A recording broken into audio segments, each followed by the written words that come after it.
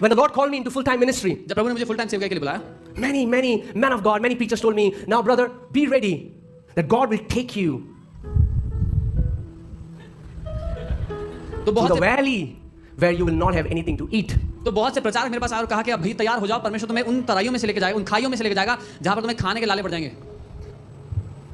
But when I read in the word, लेकिन जब मैंने बाइबल पढ़ा, वचन में पढ़ा, the word of God says, परमेश्वर का वचन ये कह रहा था,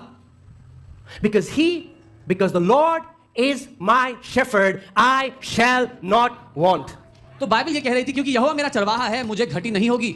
So I had a conversation with my father. तो मैंने अपने पिता से बात की। I said, Lord, मैंने कहा प्रभु, when I was working for a man, मैंने कहा जब मैं एक इंसान की कंपनी में काम कर I रहा had था, a very good salary. मेरी बहुत अच्छी तनख्वाह थी, Salary used to come on time. समय पर तनख्वाह मिलती थी, Man was my employer. मनुष्य मेरा बॉस था उस समय।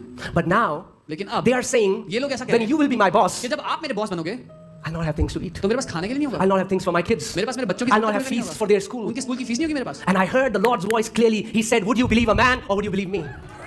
और मैंने परमेश्वर की आवाज को स्पष्ट रूप से सुना, उसने कहा क्या तू एक मनुष्य की बात सुनेगा या तू मेरी बात पर भरोसा करेगा? And he said, my son, I'm making a covenant with you. और उसने कहा मेरे बेटे मैं तेरे साथ एक वाचा बांधता हूं That as long as you live, you will lack nothing. कि जब तक तू जीवित रहेगा तू किसी भली वस्तु की कमी नहीं देखेगा। Amen. आमीन।